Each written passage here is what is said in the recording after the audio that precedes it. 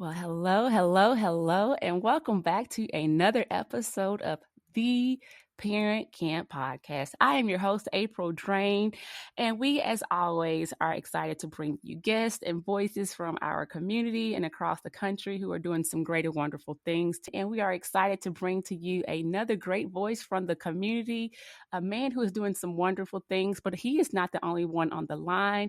Today we have Miss Julie Powell. You know her, you love her. Julie, can you say hello to our listeners? Hello, everybody. Hello, April. Hi, Nathan. Hey. Awesome. And he's already said hello to you guys, but we have Mr. Nathan Williamson on the line with us today. Nathan, can you say hello to our listeners as well? Hi, everyone. Thank you, April. Thank you, Julie, for having me. Great. So Nathan, we need to introduce you to our listeners, and so we will let you do that. Please let our listeners know who you are, what you do, because you do a lot of great things, and we'll just use that as our jumping off point and go from there. Absolutely. So welcome all. Thank you for joining today. My name is Nathan Williamson, proud full-time consultant. I own my own company, Mazi Education. It's actually a Greek word that means together.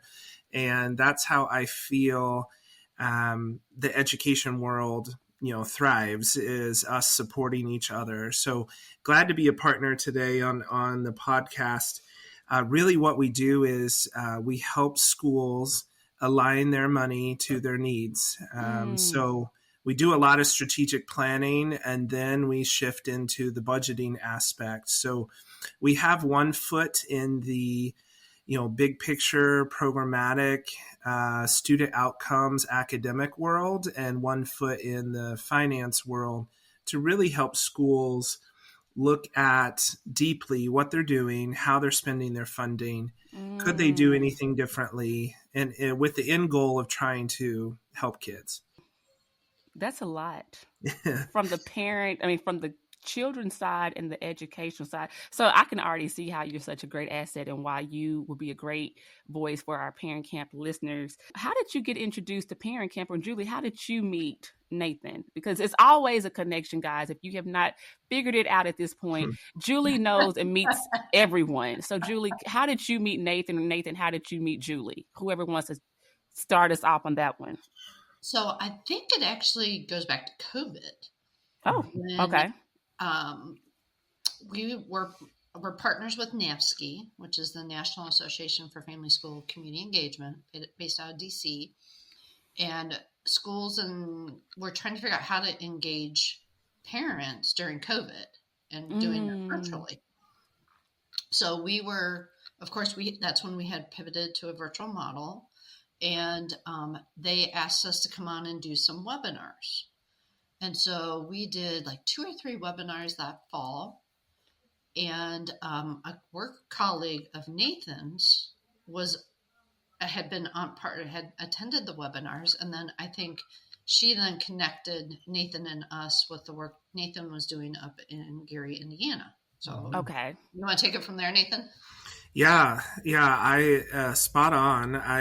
As many schools do, and at the time I was a central office administrator for high need, high poverty urban school district, Northwest Indiana, and even in quote normal times, parent engagement is often difficult. Getting people in the door, two-way communication and so on. And then with the pandemic, it became what felt like nearly impossible.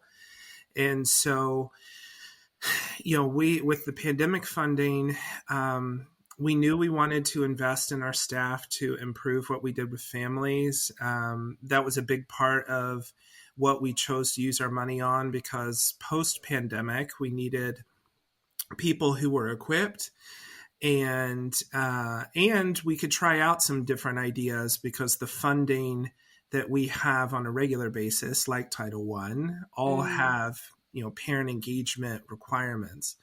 So we were just researching models, because really I was tired of we'd invite families and just not get many to come. Mm. whether virtual or in person. And then when they came, it didn't feel like, a collaborative conversation. It felt like we were talking at the families.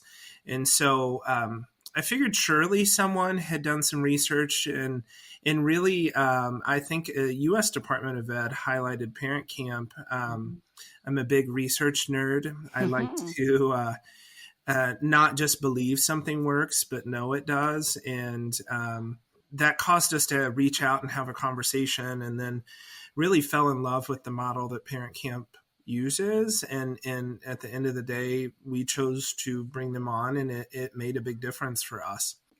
I like the fact that you mentioned during COVID, you were noticing the engagement piece or the lack of engagement from families. And you being the researcher you are, I like how our natural inclinations, our natural personalities can still pop up. The researcher in you knew that there might have been something out there to do things differently. What was it about ParentCamp and the model that ParentCamp had and what you were interested in trying to do? I want to make sure I reiterated that, or you reiterated that point you were making. Right. So, schools, at times we can get a lot of families in the door. Sporting events in most communities are overflowing with people. Yep. But when you have an event that's focused on, something that is, let's say third grade literacy or other issues that may be pertinent to that specific community, the deeper issues that might be even parent concerns, sometimes it's, really hard to get people in the door until, issues become big concerns. And so those are the two ends of the continuum that, the easy to participate activities like sporting events or the music event, and then other concerns where something, didn't go that well and a lot of people are upset. And in between is where, we were just struggling to get, much of parent engagement in a positive, proactive fashion. And so I was really attracted to ParentCamp's model that flipped the script of getting parents talking.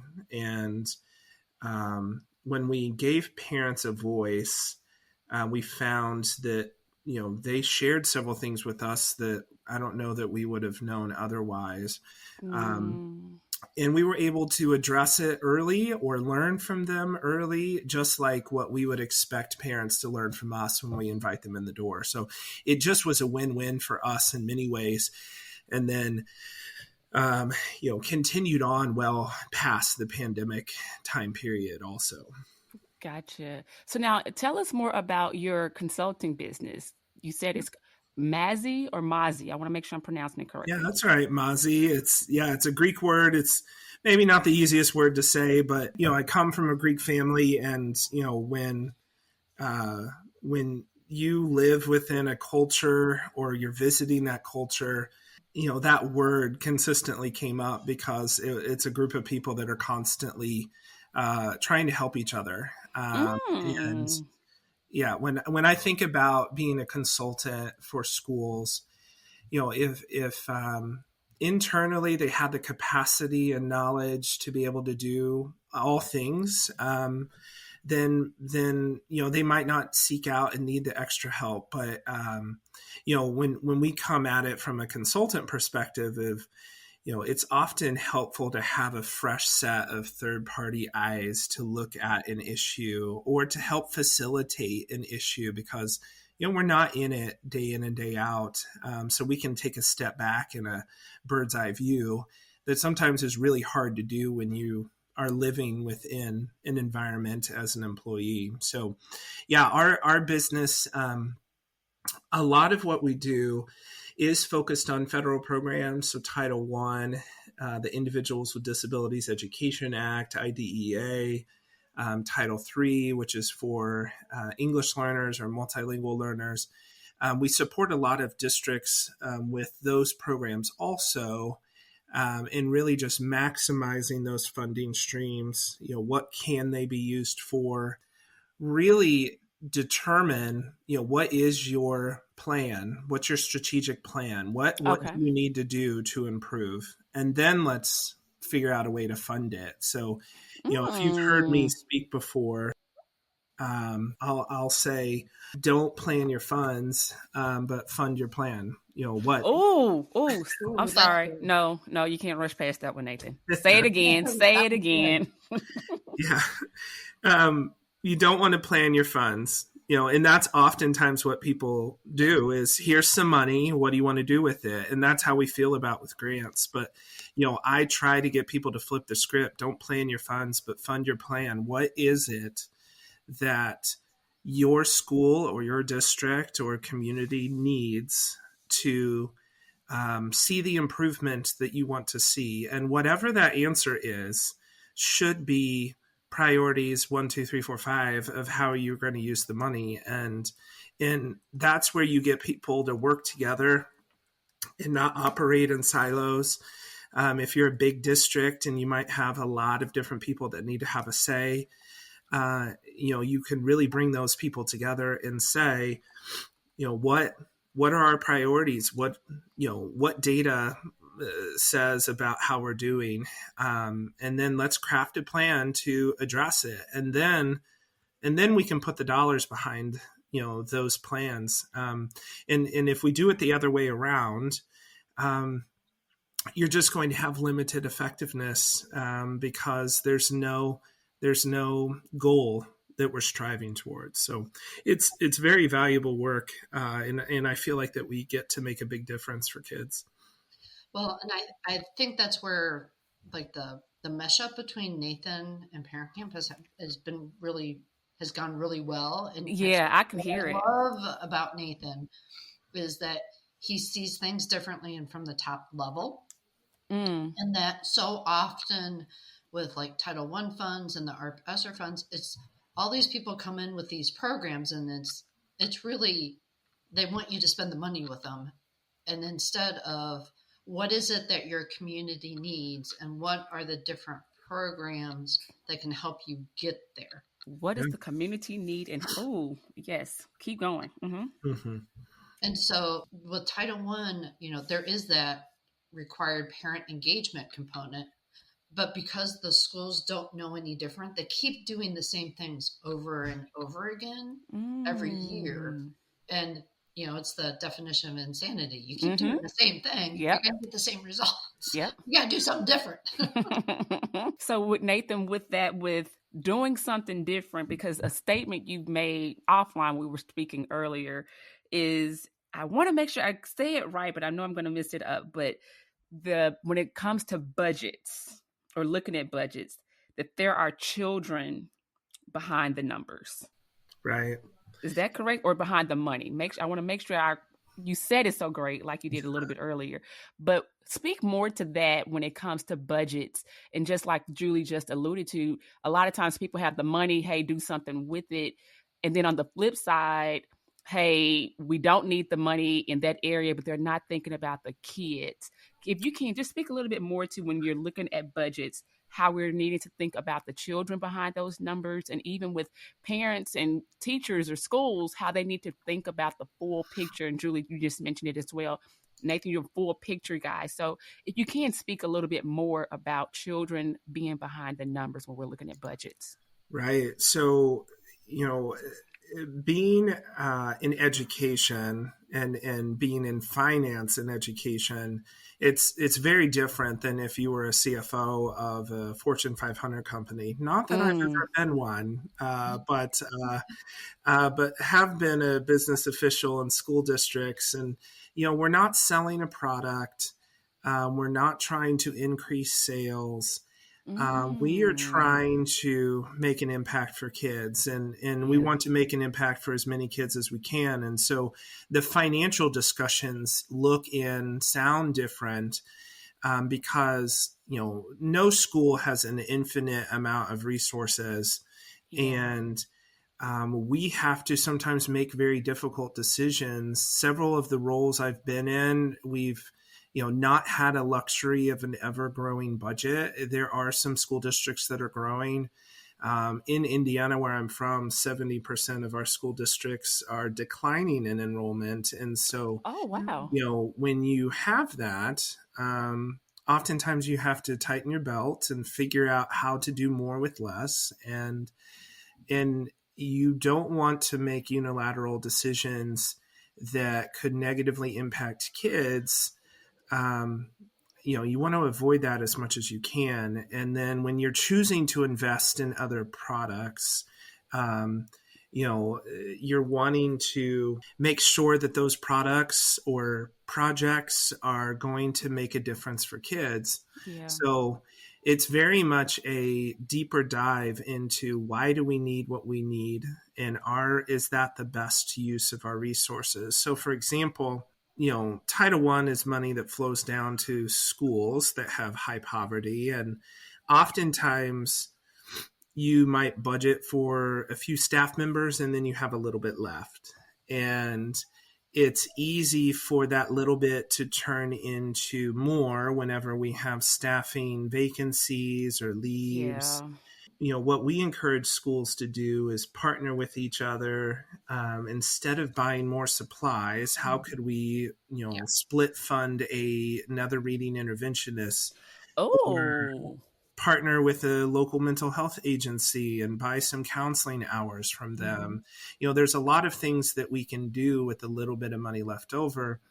But if we don't have that intentionality, we'll find that schools, it's real easy for grant money to slowly grow, and we've got too much left at the end of the grant period, and we just need to buy some stuff to spend it down. Right. So when we're trying to craft a plan, we're deciding upon, those kids, the dollars, are going to be used for students. And so what do we want to do to maximize that? Partnering with other schools rather than continuing to buy resources for my school, resources for your schools. How can we partner? It sounds simple, but that makes so much sense. And it's these kind of moments that I'm grateful when we have extra guests on our platform to be able to share. So you mentioned innovative ways and even being intentional. How does that look with your consulting business? Because how many people do you have working with you in this consulting business, if you don't mind us asking? No, not at all. We're small but mighty. We've got 4 team members. Okay. And all of us are experienced education professionals that have worked in the grant and finance space. And awesome. Okay.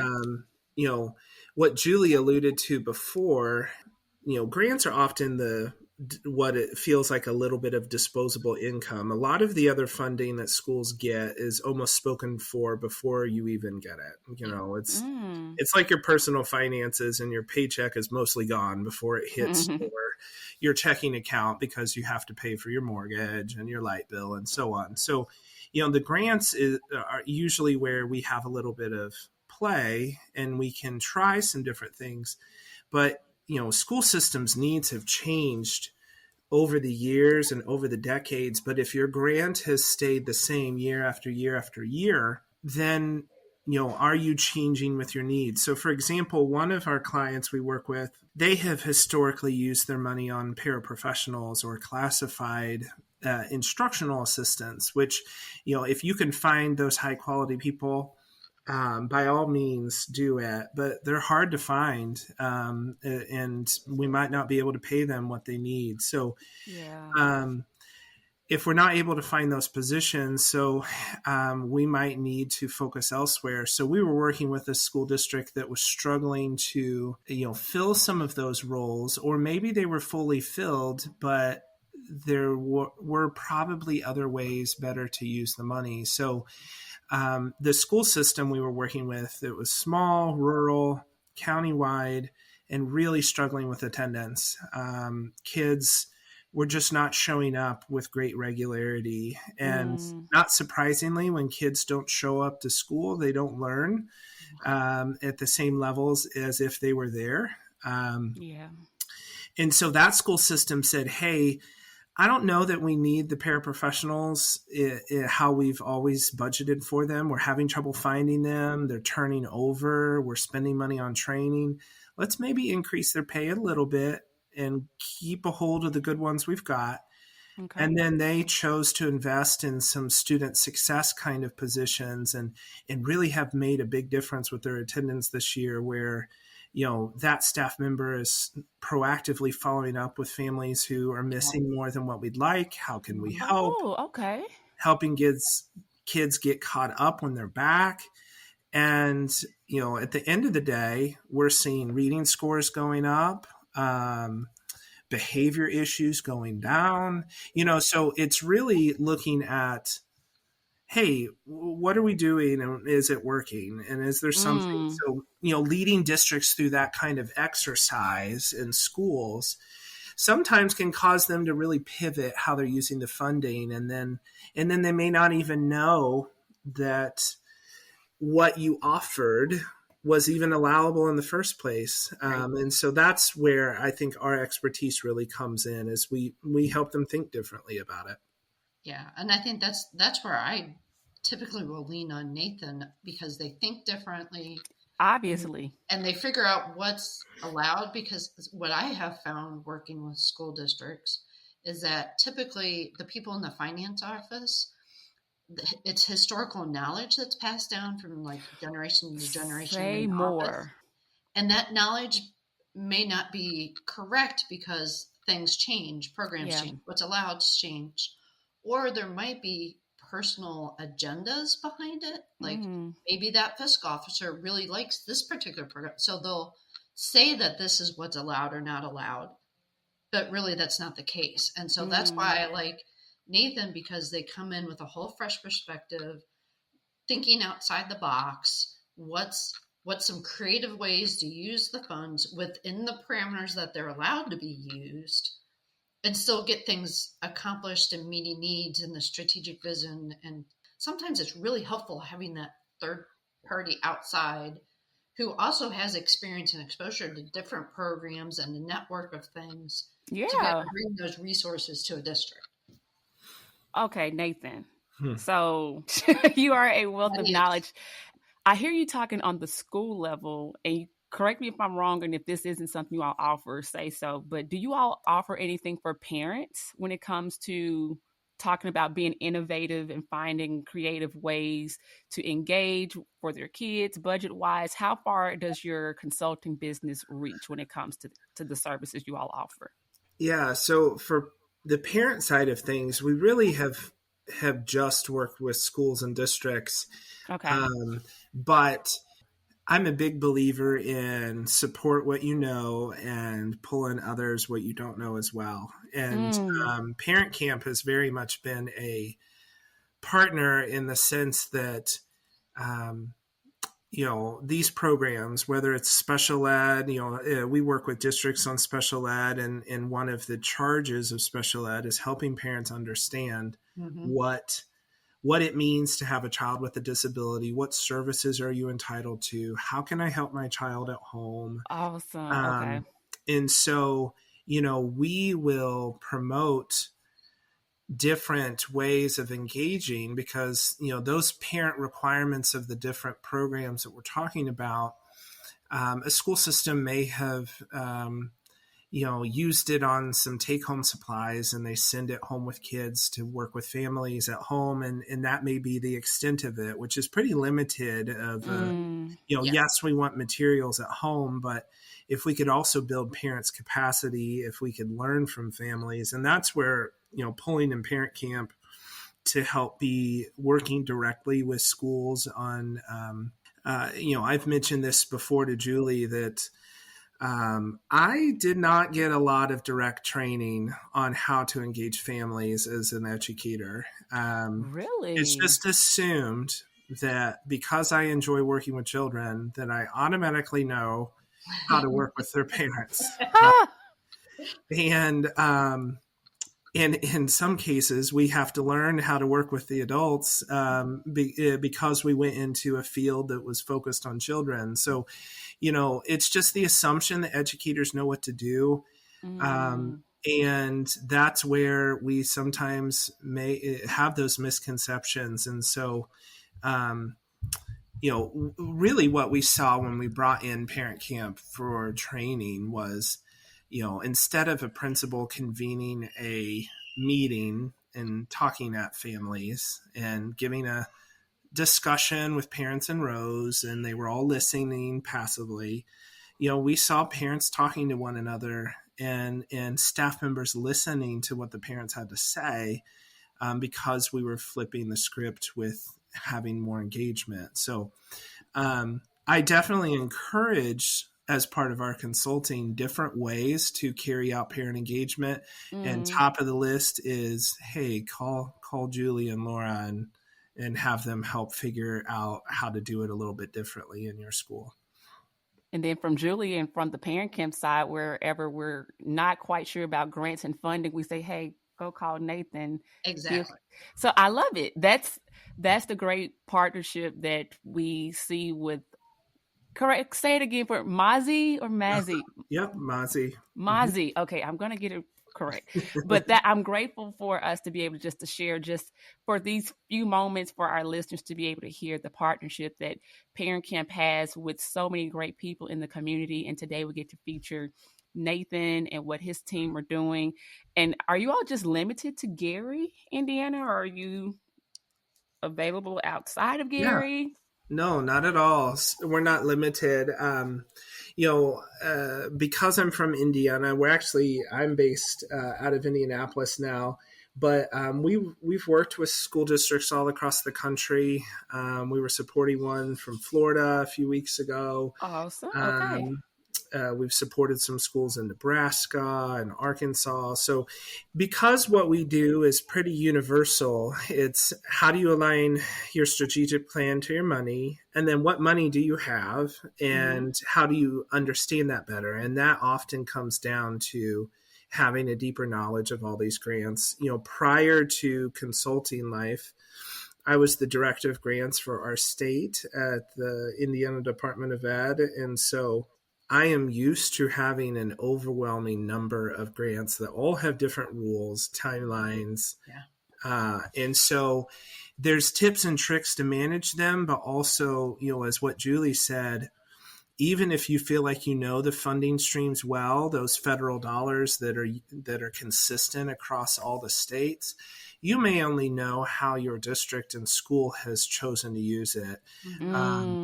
And so what we provide is really, hey, here's the full universe of what you could do. And then sometimes, unfortunately, those that are approving how we can use the money at the state level, they may be new themselves and might have a little bit of a misunderstanding, different understanding. So oftentimes we'll walk alongside a district to really help explain what it is that they want to do. I think the justification is always in the gray. It's not black and white of how you want to use these funds.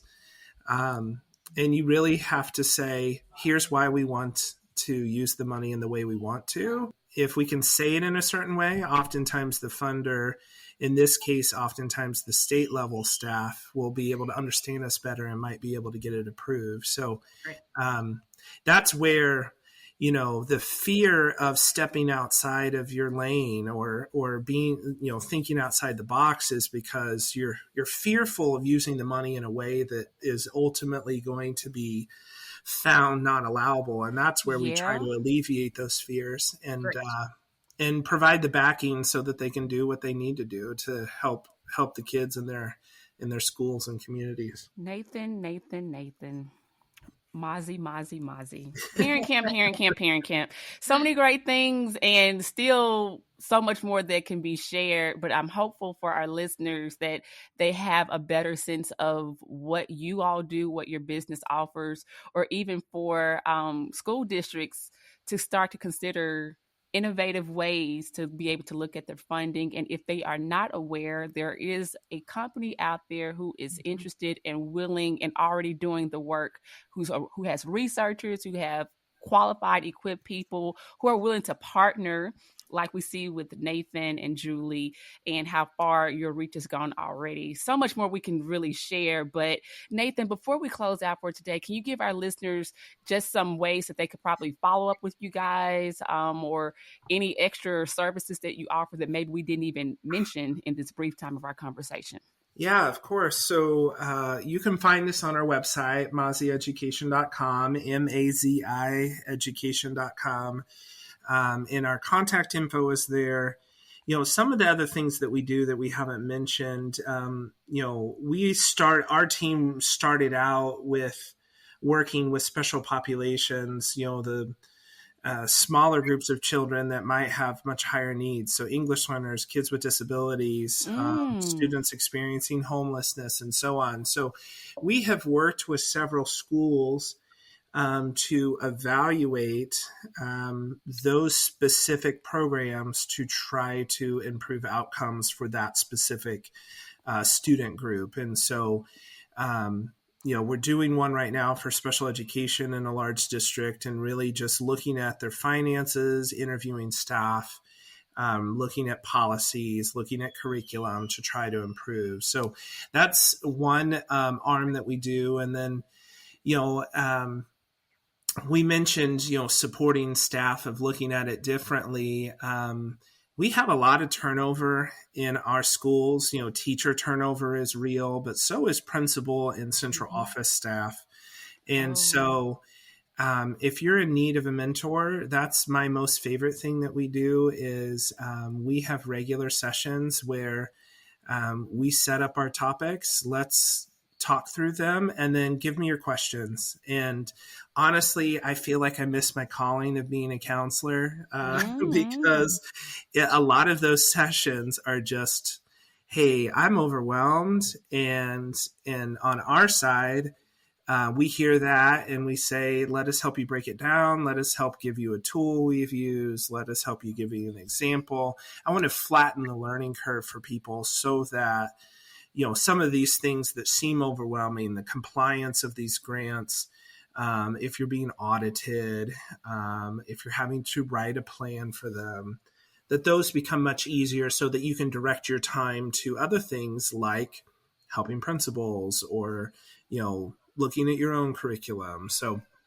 mentoring and evaluation is a big part of what we do to support schools.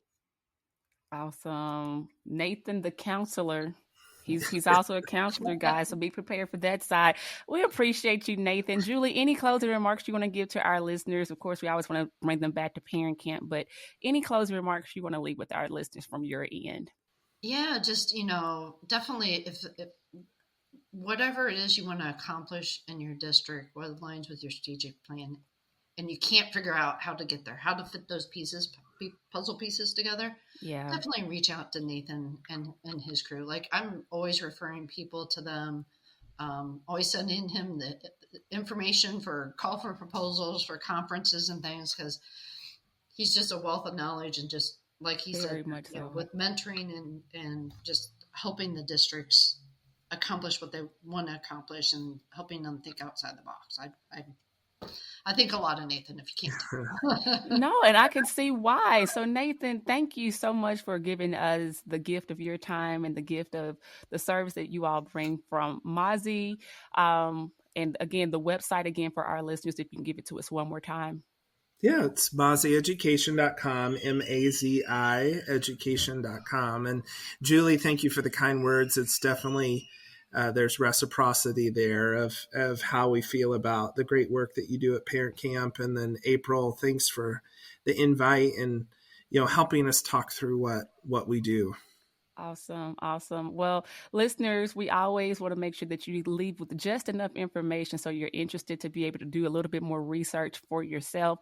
So again, we thank you, Nathan, Julie, we thank you, and listeners, we thank you. So please, as you're listening to this episode, please like, love, share, and just spread the word of what Parent Camp is trying to do and also what our partners are doing in the community. And until next time, can you say bye to our listeners, guys? Thank you, everyone. Have a great day. Awesome.